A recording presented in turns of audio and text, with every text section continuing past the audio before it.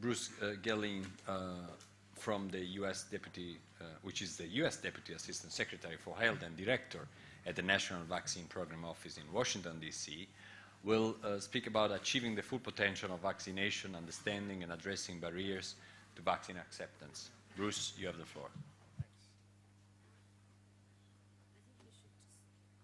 Okay. Got it. Thank you. Well, thank you very much, and it's really a treat to have spent the day with all of you.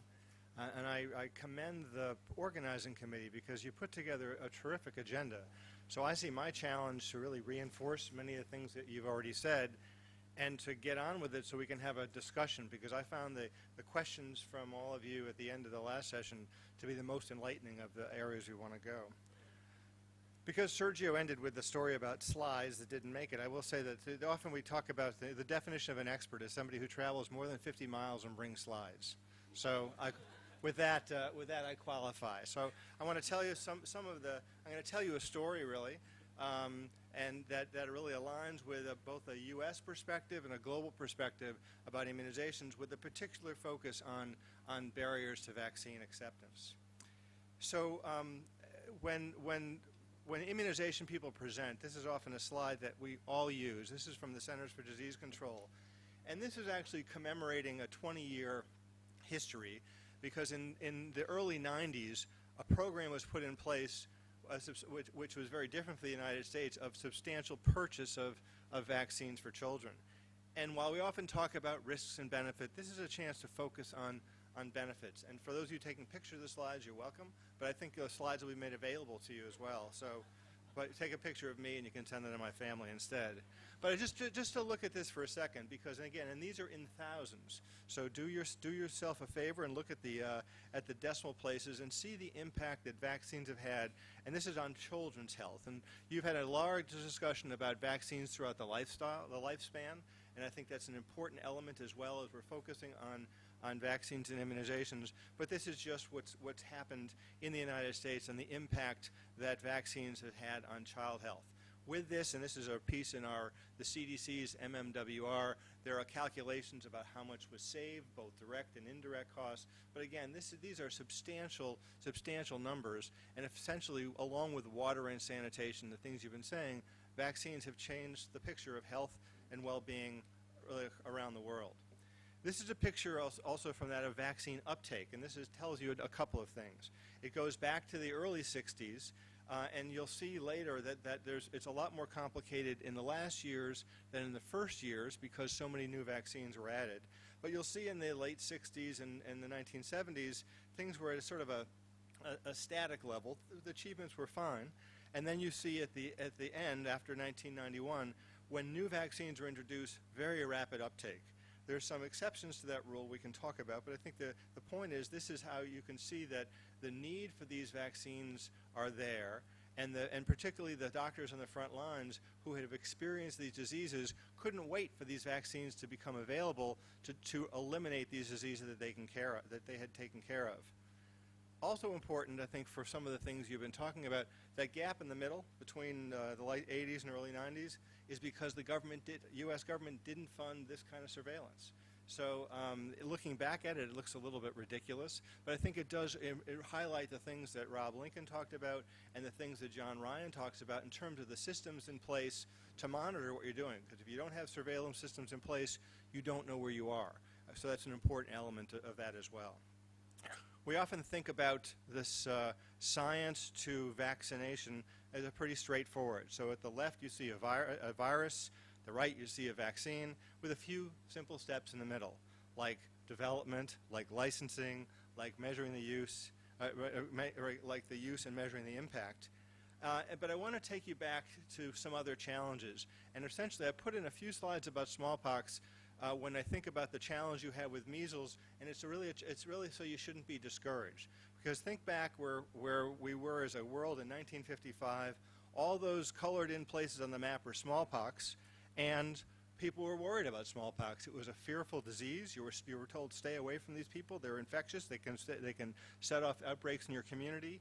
Yet when the vaccine became available, the vaccine was used broadly. And just think about, in not very long period of time, the eradication of smallpox. There were posters like this, and more importantly, there were lines like this. When there was a problem with smallpox in the community, people didn't want it spreading, and they lined up for their vaccine, which then led to the declaration of the smallpox being eradicated.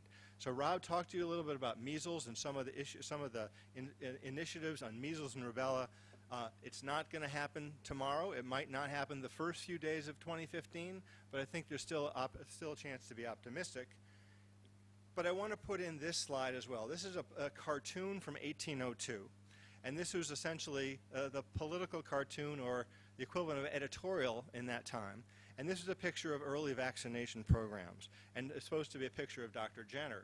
If you look very closely, you see people who are being vaccinated either break out with cows or start to look like cows. And again, this was the concern in the early 1800s about the adverse events of smallpox vaccine. And I put that in there to know that whenever there's a vaccine program, there are issues like this that come up. But with the success of smallpox, we can see that these issues are surmountable. In the United States, 5 years ago, we put out something called a National Vaccine Plan. And you can find this on the internet. It's a very broad plan. I just want to focus on these 5 broad goals, and we'll talk about some of them in some detail. The idea about developing new and improved vaccines, the importance of vaccine safety in every system, and that we have monitoring systems to know how we're doing, and if there's some issue that we raise, that we can pay attention to it and do something about it. The importance of communication as part of decision making. Ultimately, it's up to every family to make a decision about vaccines. We're going to get into this with the acceptance issue. But having the best available information that can be available to help to inform that decision. The 4th goal is about supply and the use broadly of vaccines and their availability. And a 5th goal is recognizing that we live in a global world, and that really represents the U.S. component to what we're doing globally. So I'll go back to this slide only for the reason of setting up something which really talks a little bit more about how complex this system is.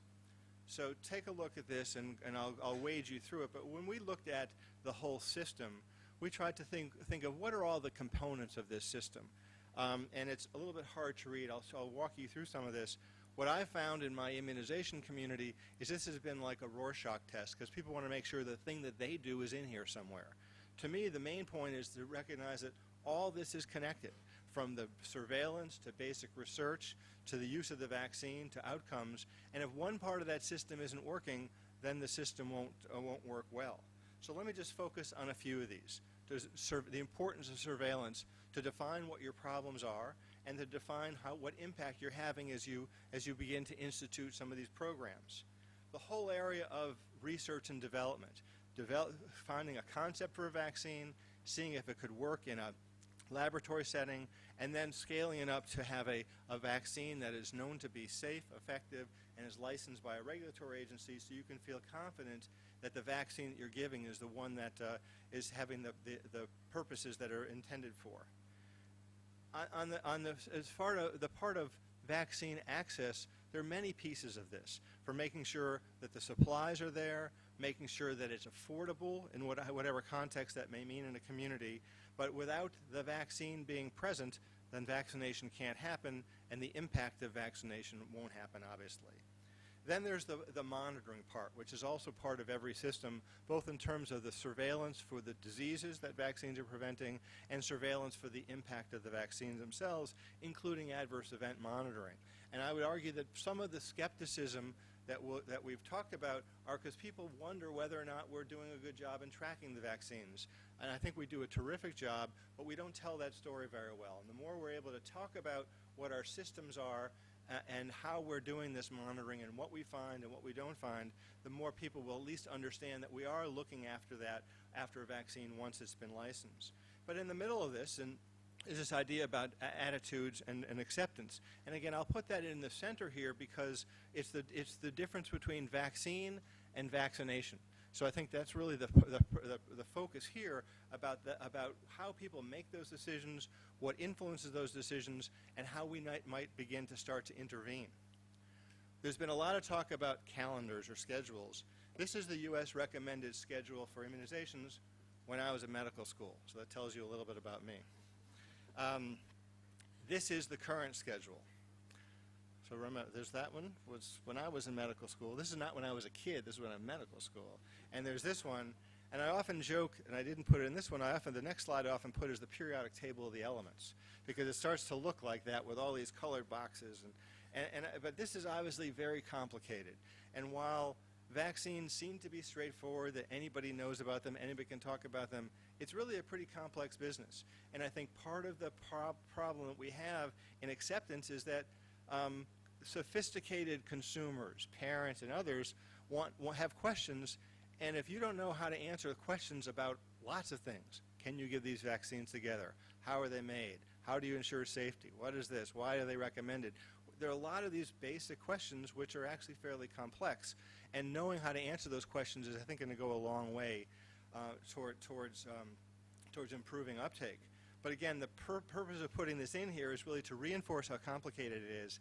And this is the first of several pages of footnotes on this schedule. So it's really, and this is essentially condensing all of the very complicated science that goes into the recommendations that go into these schedules, again, to reinforce that you really need to know a lot to be able to answer these questions. That shouldn't be a disincentive to get into it, but it really reinforces the need to have people equipped to answer questions. There are some people who are truly anti-vaccine. There are some people who don't think about this. And then there are people in the middle who just don't really know and they have questions. And I think that unless we help them, they might actually say, well, then I'll go figure it out myself. So I think that's where it's an important part of acceptance. So I get back in. I've reintroduced this slide only in the context of the United States. While I've heard all kinds of numbers from Italy and Europe about the percentage of people who are skeptical, in the United States, these are the kinds of questions we've been asking, and these have been fairly consistent over time. That about 25% think there are too many vaccines. They wonder whether or not they really work. They wonder about autism specifically, and they wonder about side effects in general. So these are the percentages of people who have some kind of concerns, but these are very different than the numbers of people who actually take vaccines. So I think the fact that if you do a survey of people in the public and get their concerns, you'll get answers like, you'll get response rates like this, but that doesn't necessarily tell you that those are the people who aren't going to get vaccinated. I think what it does tell you is that as our populations become increasingly sophisticated and ask these questions, increasingly, if we're not able to answer these in an authoritative way, people may choose to do their own thing and make their own decisions. The world has changed quite a bit. These are U.S.-centric, but you may get a flavor for it. On the left is a picture of a magazine in the late 1950s that's Norman Rockwell, and I see there's a Rockwell exhibit somewhere in Rome. I've seen some posters for it. But this is the classic of, when you think back at your childhood, this is what you thought about your vaccines. Now we have pharmacies who are starting with flu vaccines, but essentially for all, particularly adult vaccines, the pharmacies in the United States have gotten very aggressive because they are open 24 hours, they have lights, they have parking, they have other things people want, and increasingly people are going to get their vaccinations there. Somebody mentioned that earlier today about the role of pharmacists, and I think there's a real opportunity in terms of access. But I think if you go down this route, and I would encourage you to look at it, make sure the pharmacists are part of the system. In the United States, the doctors are often upset when they don't know what's happened to their patient. So if you're a patient and you go get a vaccine at a drugstore somewhere, you come back to the doctor's office and say, well, you need a vaccine. You say, well, I got it at the pharmacy, and you may not remember what you got, what you received. So I think that as you start to think about other settings where vaccine is accessible, make sure that these other settings are part of the overall system, because otherwise I think you may breed some resentment by those who think it's their responsibility and won't know what's going on. And again, if you go to these 24-hour pharmacies, you can do all kinds of things and shop for your groceries as well. The world has also changed when the kind of people who we feature as legends. This one we've talked a lot about, Sabin and Salk. This is Jonas Salk, who was on the cover of Time magazine. Now we have these kind of headlines on the covers of our magazines. Again, the world has changed quite a bit, and I think that to me, what people remember is the covers of these. They may have seen these magazines in the newsstand. They may or may not have read the article, But to them, it just registered as vaccines have some other problem because of headlines like that. So we need to be aware of these, and we need to be able to equip to answer what this is all about. In essence, this was a good story in Time magazine, the truth about vaccines. You wouldn't know that if you just looked at this cover and walked by it and didn't read the article. And now we have, everyone complains about the internet, and I think that this is part of our life now. People get information from many places. It used to be that doctors had all the knowledge and had the keys to the medical library. Now anybody can get anything from anywhere. But I think, and this slide really tries to summarize, I think, part of the problem. People say, well, I've done my own research. They haven't done research, they've done search, right? And so so people confuse search and research, and I think it's up to the medical community to talk about the research, while people can come in with whatever they want about what they have searched to find. But it's our obligations as scientists and physicians to tell people about the research and the basis on which recommendations are made. There are always settings in which vaccines have more value. In the early 1960s, when polio was a concern, people would stand in these long lines for polio as they did here. And in 2004, in the United States, we had 2 suppliers of influenza vaccine. One of them had a contamination, and so the U.S. supply of influenza vaccine in 2004 was cut in half. There's nothing like a shortage to increase demand. That's not a policy statement, it's a reality statement. But again, I think it reinforces in these situations what people value. And we have to keep things like that in mind, not necessarily to create shortages, but to recognize how people get their values. And now we see this with Ebola, right? So there have been outbreaks of Ebola for several years. Now all of a sudden Ebola is a bigger deal, and the first question people have is, so where's the vaccine? Right? So that is now a big question. We've heard already this morning the work that's going on to create that vaccine, and I think that the issue that was raised is an important one. This vaccine is on a fast track. There's no question about it, and there's going to be a lot that's learned about it. But we also have to be careful because we have set up such expectations about that this vaccine is going to come save the day that we need to be realistic. That the majority of products that start majority of ideas that start as a development project that work their way through the system don't make it. So I don't have those numbers for all pharmaceutical products, but not every idea turns into a blockbuster drug. And I think the same with vaccines. There are a lot of interesting ideas that don't get very far after they've been in some animal studies or they've been some preliminary studies, which is why we have these phase studies to learn about them, and most don't make it. So I think that we now have the whole world watching Ebola vaccines, and we should anticipate, I'm not saying that it's not going to work out, but anticipate that there are going to be bumps in the road, and that is going to change people's expectations. And I worry that in the same way that Time magazine cover will be a perception that people have, if the Ebola vaccine doesn't turn out to be perfect, people think, well, it's another problem with vaccines. So we should anticipate that because of the intense look at that. And with that, I'll give you this slide that was from just a few weeks ago from the World Health Organization that is projecting the amount of vaccines that they hope may be available just in 6 months from now. Now, until a few months ago, these vaccines had never been in a human. They've been in many animal studies, but now we are, because of the problem with Ebola, racing to try to develop something that will help to modulate that epidemic, and vaccines are, as they should be, in that picture. But again, I think the expectations are such that we need to pay careful attention to this as this is developing along the way. After the pandemic, or during the pandemic in 2009, it was also clear, and I think there are many stories that you'll be able to share about how this went in Europe, about skepticism about pandemics and skepticism about influenza vaccines, and then how that spills over to vaccines more generally. But the point of putting this out here is to recognize that this isn't just a problem in Italy, it's not just a problem in Europe, it's not just a problem in the United States, it's a problem everywhere. It plays out in different ways. So I think the idea of you're focusing your efforts here on how this can improve the situation in Europe is a great start. And I think these are the kind of things that you're exploring and the kind of lessons you learn are going to be important not just for your own programs, but globally. It's important, though, to recognize that when we often measure vaccines, we measure coverage rates, the percentage of people for whom a vaccine is recommended who receive them. There's a lot of reasons that people don't get vaccines other than they didn't want them. So I think that's where this concept of vaccine hesitancy is really critical, and not to confuse these reasons. There's not available, it's a missed opportunity, it costs too much. There are a whole range of things that are system problems that need to be addressed to make sure that vaccines have the chance of becoming a vaccination. But again, not to confuse some of these other areas with hesitancy, because I think that could mislead you to think you've got a worse problem than you do. And that'll be important to pay attention to that. So a colleague of mine looks at this in a different way, and these numbers are sort of made up, so don't put a lot of faith in the percentages, but it really tries to break this down in the way that we've discussed already. That if you have a targeted level of coverage, and you look at the actual coverage, what is the difference? And again, there are many features, from was it accessible, was it affordable, did people know about it, if they knew about it, were they accepting in this idea about activation, which is actually going forward and getting vaccinated.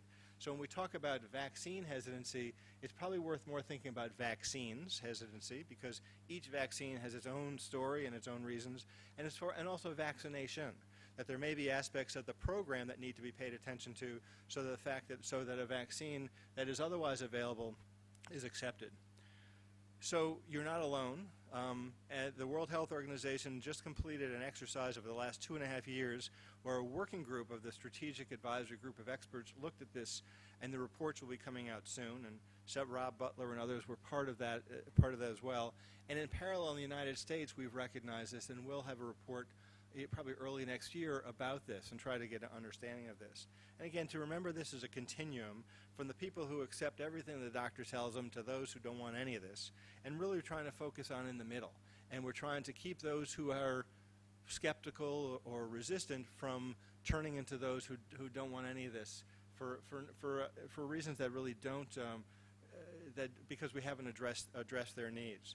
So again, in terms of the definition, and we've talked a little about case definitions for measles, and this is an area of this field which is really going to be evolving quite a bit, because we know how to define it, but we don't really know how well to measure this when you think about all those different elements. And how you measure hesitancy or confidence, I think, are things we're all going to learn to do better. And we begin to reach out to the social scientists to have a better thinking of how do we measure these. So again, hesitancy refers to a delay in acceptance or the refusal of vaccines despite the availability of services, and really the availability of quality services, because people may not want to go back to something that was not a good experience. It's very complex and context specific, which is a way of saying there's not one silver bullet that's going to solve all this, and the needs to look at in your communities within an area, and even broadly, and trying to figure out what is it about that area and this question and these people that has led to this. And as Rob said before, the backdrop here is about complacency, convenience, and confidence, of things that can also modulate that decision. So I put that out there because it really lays out how you begin to examine what the issue is in your community, and also sadly to tell you that it's pretty complex, that it's hard to define, it's hard to measure progress, but I think without having an understanding of how to break it down, we won't be able to get started. So just looking at these three areas, the 3 C's that Rob mentioned before, confidence, complacency, and convenience. Confidence is about trust. And I think that's really a key element here. And it's going to be important to talk to the people in our community about trust. Who do they trust and why? Who is a trusted messenger? Who's a trusted deliverer? But I think trust is really at the heart of the confidence aspect. Convenience is clear. Is it accessible? Are people going to be able to actually access a vaccine that is otherwise going to be there? The appeal of the services, the quality of the services. And complacency is people putting this in perspective. Is this the most important thing I need to do next? And how do I gauge my very complex life with making sure that I get vaccinated myself or my kids get vaccinated? And again, these are the things to look at when you start to examine an area within each of your countries or in each of these regions. And then the context itself. And again, this is why it's complicated, because it's going to change over time depending on the vaccine or the circumstances, about the context, what an individual or a social group's experience has been, and then the vaccine and vaccine-specific issues as well. We've often heard about flu. People think flu vaccines cause the flu. The HPV vaccine has a whole other set of issues that are unrelated to flu, so just keeping in mind that each of these vaccines and the many vaccines we have are going to have their own story. So I hope you're all familiar with this, and this is a little bit of an ad for some work that Euro's done about tailoring immunization programs. I won't go into depth on this, but again, this is an analysis. This is a way to at least begin to approach the problem. And Rob can tell some more about how that's developed, and it's continuing to evolve because of so much is being learned. But I think that this is a place to start, to be familiar with this and how you even approach this problem, the 3 C's, and some of these contextual influences as well. So let me turn back to measles, and I'll wrap this up a little bit, because there's been a lot of talk about measles. I guess it's supposed to be gone in how many days till 2015? 40-something days. So like you do the countdown yourself. I'm just the messenger here. But I want to feature this piece that was in New England Journal of Medicine last week, because I think it's telling in a number of ways. This was an editorial by the person who used to run the U.S. immunization program. And measles is really an important indicator disease. As I said here, it's the most infectious virus we know. People think Ebola is the worst thing ever. Measles is the most contagious virus that there is. We already heard how contagious that is. And because of that, it is the indicator, really, when a case of measles is introduced in a community. If that spark causes a fire, you know you have a weak program. If introduction only causes a case or two, you know that there's not a lot of people who are susceptible in the community. So I think that you can use measles as an indicator of the strength of a program. In the United States, when we had an outbreak of measles in the late 1980s, that essentially forced us to revolutionize our program. I talked to you about the childhood immunization program that began in the early 90s. That was a direct result of our paying attention to a measles problem we had when we had thousands of cases and several deaths in the United States of kids who were otherwise well, not immunocompromised, but normal kids like anybody's neighbor. And that was a wake-up call to us to improve our system, not just for measles, but for everything else. So here's the story, and you'll see the numbers about measles declared eliminated. Didn't quite work out so well when you start looking past elimination. And in the last year, we've had more cases than any in the previous decades. So now is another U.S.-centric piece. This is on the CDC's website of where we get measles from. So we're not partial to where we get it from. It comes from many places. Within Europe, across the world, you can see here in 2011 where it came from. So this is not accusing anybody. This is just sort of laying out the facts of where importations come from. In the last year, most of the cases in the United States came from the Philippines, but this is the importance of collecting data. And as Rob talked about before, by looking at the fingerprint of the measles virus, we knew where it came from. So I'm sorry to have to tell you that, but again, from the U.S. perspective, we have we're looking at elimination, and now we're looking at importations. And I think we have a good story to tell that these importations rarely turn into outbreaks. Sometimes they do in some special communities, but they rarely turn into outbreaks, which is reinforcing the community immunity that's so important. So back to Europe, and I'll wrap up here. You know this story well, but this is the UK's numbers about the decline in coverage, that's the blue bars, after this paper made it into the Lancet about the MMR autism allegation. It took a long time for that to get corrected, and you can see towards the end it's now getting corrected. Part of the correction came, sadly, from disease. The red line is disease. So people, when they see disease, they remember why the vaccines are there, but it's sad that we have to use our children as the indicators for bad science. So it's an important lesson for all of us. You've seen a map like this before. You all know the countries. Red is not a good color to be on this map. I'll just leave it there. But again, I think this is this is really to say this is people look in the mirror every day and try to figure out how they improve themselves. And I think the point of showing this is particularly given what we're talking about with measles, given this fact it's an indicator disease, it's a great opportunity to try to think of how this is going to, if nothing else, change the colors. You've talked about this before, and I want to thank Rob for these slides, recognizing that this plays out different in different communities. there's a lot, you know these communities better than I do, but just recognizing that this is the point of understanding the context and the basis in any given community about what you're looking at and why there may be a problem in one community or another. And these are the communities you know well, but drilling into them to try to get an understanding of what's going on in one community versus another. It's like a clinician. Without a good diagnosis, you might not have the right therapy. So the point here is to try to think through of the diagnosis of the reason why you have the problem in any given community. So I'll just go back to this one, getting with the focus on attitudes and vaccine acceptance, because this is a huge part of the whole system. We can have the best research, we can have the best vaccines, we can have great monitoring systems, but at the end of the day, there's an unwillingness for people to take a vaccine and turn that vaccine into protection for themselves and their communities. You're going to see the problems that you see now. So I commend you for this meeting, and I think that you're asking the right question, because you're in a place now where you're looking ahead to make big differences in the direction that you take, and it'll be a lesson for all of us. So thank you for organizing this meeting, and again, I really look forward to the kinds of questions that will come after this session. I think they'll tell us how we can begin to shape things globally. Thank you very much.